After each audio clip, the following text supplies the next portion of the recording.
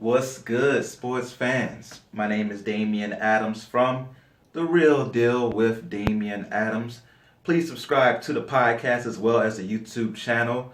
I definitely will appreciate it. I think you'll appreciate the good content as well. The Real Deal with Damian Adams. It's like a pimp named Slickback. I put the full thing, all right? And also check out fantasydata.com. If you go to fantasydata.com and use promo code REAL411, you get 25% off, all right? You dominate all your fantasy leagues.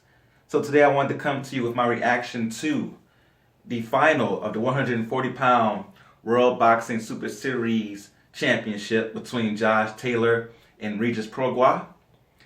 Now, I'm from New Orleans, right? I'm going to be fully honest with you. From New Orleans, me and Regis Prograis have the same birthday. I was rooting for Regis Prograis, right?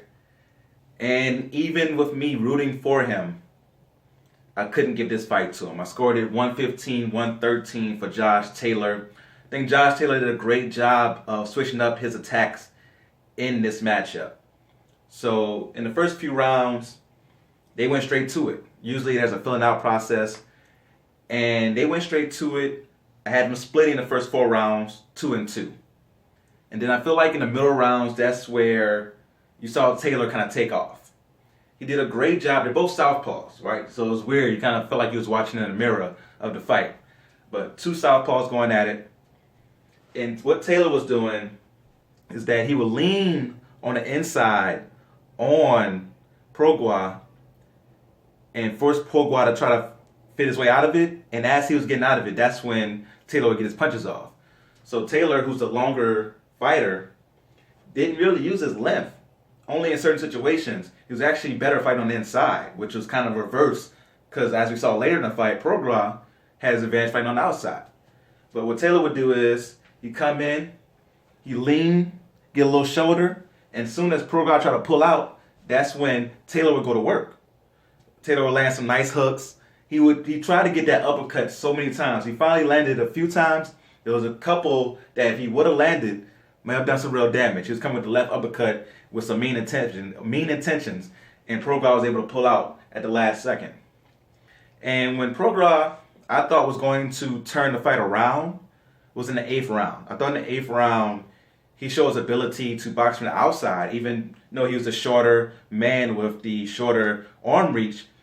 He boxed on the outside using the jab. He would jab multiple times to get on the inside, then use his timing to make Taylor miss and be able to counter. And he did a great job going to the body all night. It was an excellent fight.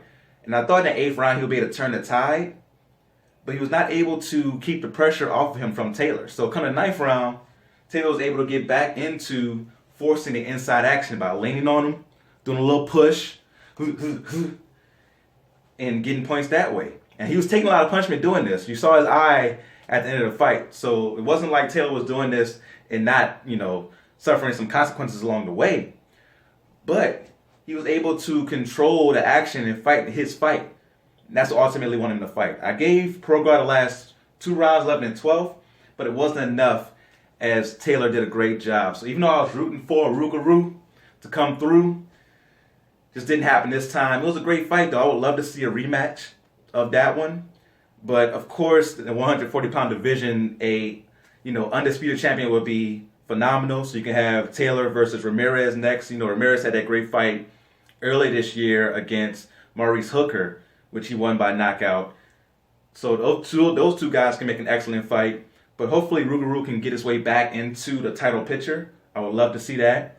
He didn't have trouble making weight, but it seemed like it was a little hard for him to make 140. Maybe he goes up to 147 and becomes a contender in that realm with the 147-pounders, that stacked division. But we'll see going forward, man. So I just got to give all due respect to Josh Taylor for being able to just outbox Rougarou. I didn't expect him to do it that way. I knew it would be a tough fight, a close fight. But Josh Taylor definitely was the deserved winner today. I did have a problem with that 117 to 112 scorecard. That was a little wide. I was a little wide there. I didn't have any problem with a 114 draw or 115-113, which I scored it for Taylor. But 117-112 seemed a little drastic. But until next time, go ahead and subscribe to The Real Deal with Damian Adams. All right? And go real or go home.